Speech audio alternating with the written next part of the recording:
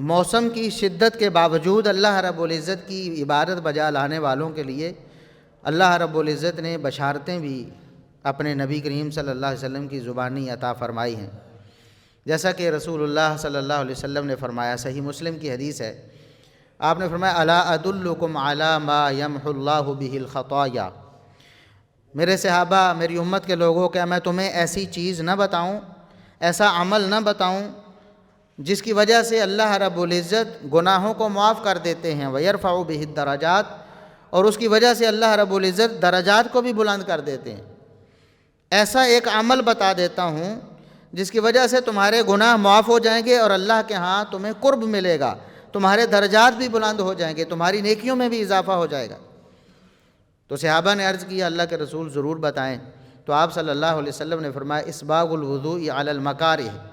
3 عمل کرنے ہیں، اس سے اللہ رب العزت گناہوں کو معاف کر دے گا اور درجات کو بلند کر دے گا۔ ان میں سے پہلا عمل اسباغ الوضوء علی المکارہ،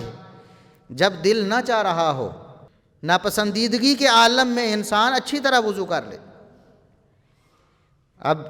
جہاں بہت سی صورتیں ہو سکتی ہیں کہ انسان وضو کرنے میں انسان کو تکلیف محسوس ہوتی ہے، اس میں سے ایک موسم کی شدت بھی ہے، بڑا ایک جو اس میں ایک عامل ہے وہ موسم کی شدت ہے۔ سردی کی وجہ سے پانی اگر گرم نہیں ہے، گیزر کا بندوبست نہیں ہے، پانی گرم نہیں ہو رہا، یا ہمارے ہاں آج کل گیس کی لوڈ شیڈنگ ہے تو گیس نہیں آ رہی تو گیزر کیسے چلے گا، بجلی نہیں آ رہی تو گیزر بجلی والا کیسے چلے گا، تو آپ نے نماز بھی ادا کرنی ہے، نماز کا وقت بھی ہو گیا ہے تو اب وضو کرنا ہے، ظاہر ہے ٹھنڈا پانی ہے سردی میں، تو ٹھنڈے پانی سے انسان وضو کرنے سے کتراتا ہے، اس کی جان جاتی ہے، اس کا دل کا چاہتا ہے کہ یہ معاملہ ٹالی جائے تو اچھا ہے، وضو نہ ہی کرنا پڑے، تو انسان اس وقت اسے ناپسند کر رہا ہوتا ہے، لیکن اس ناپسندیدگی کے عالم میں جب اس کو تکلیف ہوتی ہے وضو اچھی طرح کرنے سے، وضو تو ظاہر اچھی طرح کرنا ہے، وضو کو اگر ناقص کریں گے، نامکمل کریں گے تو آپ کی نماز ہی نہیں ہوگی۔ اب وضو کو مکمل کرنا اس حالت میں جب انسان کو پسند نہیں ہے،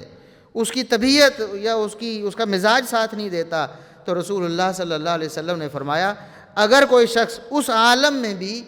پورا کا پورا اچھی طرح وضو کرے گا اور پھر اللہ کی عبادت بجا لائے گا تو اللہ رب العزت اس کے ذریعے اس کے گناہوں کو معاف کر دیتے ہیں اور اس کے درجات میں بلندی عطا فرماتے ہیں۔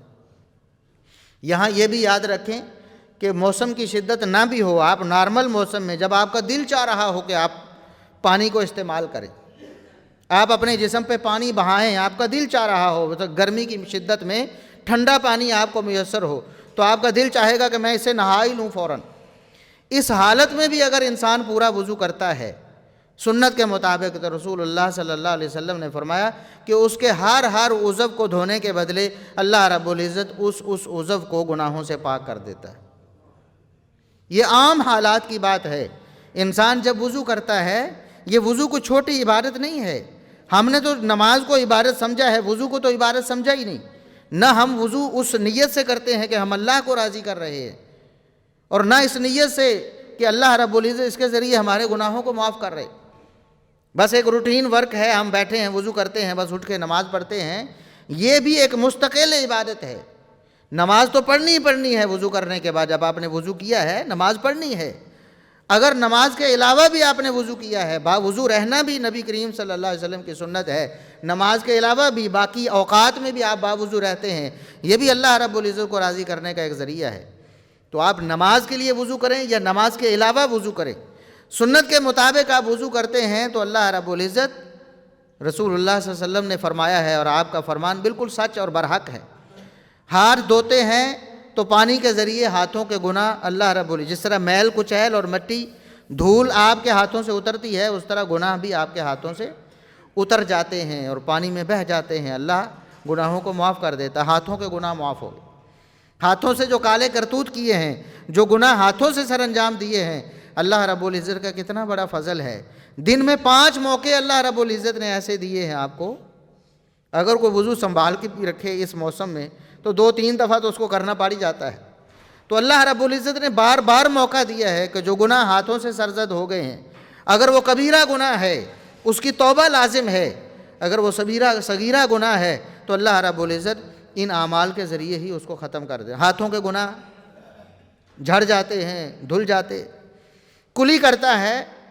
تو منہ کے گناہ، زبان کے گناہ، دانتوں کے گناہ اللہ رب العزت اس کے ذریعے ختم کر دیتے ہیں، پانی میں بہا دیتے ہیں، معاف کر دیتے ہیں۔ ناک میں پانی چڑھاتا ہے، ناک کے گناہ، منہ دھوتا ہے، چہرے کے گناہ، آنکھوں کے گناہ، مسح کرتا ہے کانوں کے گناہ، سر کے گناہ، پاؤں دھوتا ہے پاؤں کے گناہ، اللہ رب العزت پانی سے دھو دیتے ہیں، اللہ رب العزت معاف کر دیتے ہیں۔ یہ عام حالات کی بات ہے۔ اور اگر کوئی شخص موسم کی اس شدت میں، اس سخت موسم میں، سخت سردی میں اگر ٹھنڈے پانی سے وضو کرتا ہے تو اللہ رب العزت کس قدر راضی ہوتا ہوگا، اللہ رب العزت کی رحمت کس قدر جوش مارتی ہوگی۔ ہمیں اس چیز کا احساس کرنا چاہیے۔ بعض لوگوں کے نزدیک وضو جو ہے وہ مستقل عبادت نہیں ہے، یہ ان کی بات بالکل غلط ہے۔ وضو ایک مستقل عبادت ہے اور اس عبادت سے مستقل ثواب ہوتا ہے اور اس سے گناہ معاف ہوتے ہیں۔ جب بھی وضو کریں اپنے ذہن میں یہ نیت رکھیں کہ میں اللہ رب العزت کو راضی کرنے کے لیے وضو کرنے لگا ہوں اور اس سے میرے گناہ معاف ہوں گے۔ اور اگر سردی کی شدت میں آپ پورا وضو کریں سنت کے مطابق تو اللہ رب العزت اور زیادہ کرم فرماتا ہے، اور زیادہ گناہ معاف ہوتے ہیں اور ساتھ درجات بھی بلند ہو جاتے ہیں، اللہ کا قرب مل جاتا ہے۔ اللہ رب العزت اپنے قریب کر لیتا ہے اس انسان کو، اس سے اللہ رب العزت خوش ہو جاتا ہے۔ اور دوسرا عمل، پہلا عمل یہ تھا ناپسندیدگی کے عالم میں پورا وضو کرنا، سنت کے مطابق اچھی طرح وضو کرنا، اور دوسرا وکثرۃ الخطا الی المساجد، مسجدوں کی طرف زیادہ چل کے جانا۔ نماز کا وقت ہوتا ہے فوراً مسجد کی طرف آتا ہے، پھر جاتا ہے گھر اگر دور بھی ہے چلا جاتا ہے، دوبارہ پھر آ جاتا ہے، پھر جاتا ہے، پھر آتا ہے، تو 5 دفعہ مسجد کی طرف آنا، 5 دفعہ واپس جانا۔ تو جب انسان مسجد کی طرف آتا ہے، زیادہ چل کر آتا ہے، تو اللہ رب العزت اس کے گناہ معاف کر دیتا ہے اور اس کے درجات کو بلند کرتا ہے۔ جو انسان مسجدوں کی طرف زیادہ چل کے آتا ہے، اور یہاں اللہ کے رسول صلی اللہ علیہ وسلم کے جو الفاظ مبارکہ ہیں ان پر غور کریں تو اس سے پتہ چلتا ہے کہ مسجد کی طرف پیدل چل کے آنا زیادہ باعث ثواب ہے۔ اگر کسی انسان کو مشقت ہے، اس سے چلنا مشکل ہے، تو وہ تو ظاہر ہے اللہ کے ہاں معذور ہے، وہ اللہ رب العزت کے سامنے فریاد کرے گا کہ میں اس عمل کو کرنا چاہتا ہوں لیکن میرے پاس طاقت اور قوت نہیں ہے۔ اللہ رب العزت اس کی نیت کے مطابق اس کو اجر دے گا، لیکن جو چل کے آ سکتا ہے اسے ضرور آنا چاہیے۔ اور آج ہمیں سائنس بھی یہ بتاتی، ڈاکٹرز بھی آپ کو کہتے ہیں، سیانے بھی آپ کو مشورہ دیتے ہیں کہ اس مشینی دور میں آپ کے لیے واک کرنا، پیدل چلنا زیادہ سے زیادہ یہ بہت ضروری ہے۔ جس قدر آپ پیدل چلیں گے، آپ واک کریں گے، آپ کی صحت بھی اللہ رب العزت بہتر کرے گا۔ یہ ایک طبی فائدہ ہے، لیکن اس سے پہلے بطور مسلمان جب ہم مسجد کی طرف پیدل چل کے آتے ہیں تو ہمارا اخروی فائدہ ہوتا ہے، ہمارا دینی فائدہ ہوتا ہے۔ اللہ رب العزت ہمارے گناہوں کو معاف کرتے ہیں اور ہمارے اعمال کو قبول کر کے ہمارے درجات کو بلند کرتے ہیں۔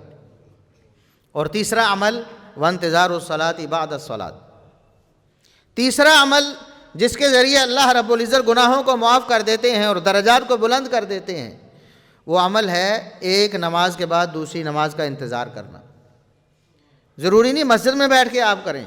آپ نے نماز ادا کر لی ہے، نماز فجر ادا کی ہے، تو آپ کی فکر میں رہے کہ ظہر ہونے والی ہے، 12 بج گئے ہیں، 12:30 ہو گئے ہیں، اذان ہونے والی ہے، میں نے نماز کے لیے مسجد میں جانا ہے،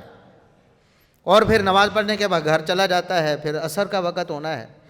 اس کے ذہن میں ایک طلب اور تڑپ ہو، انتظار ہو کہ نماز کا وقت ہونے والا ہے، انتظار میں رہتا ہے نا انسان، اس کو کوئی چیز ملنے والی ہو، اگر اس کو کوئی بونس ملنے والا ہے، کہیں سے کوئی پیسہ اس کے پاس آنے والا ہے، کوئی انعام ملنے والا ہے، تو وہ تو ہر وقت اس کو خواب بھی اسی کے آتے ہیں،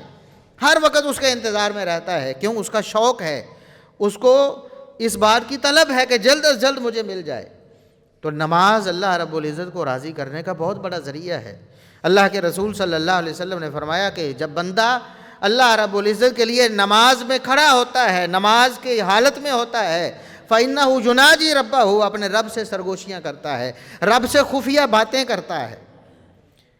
راز نیاز کی باتیں کرتا ہے اللہ رب العزت سے جب بندہ نماز میں ہوتا ہے. تو جب وہ بندہ کہہ رہا ہوتا ہے سبحانک اللہم و بحمدک وتبارک اسمک وتعالی جدک ولا الہ غیرک اللہم باعد بینی و بین خطایایا،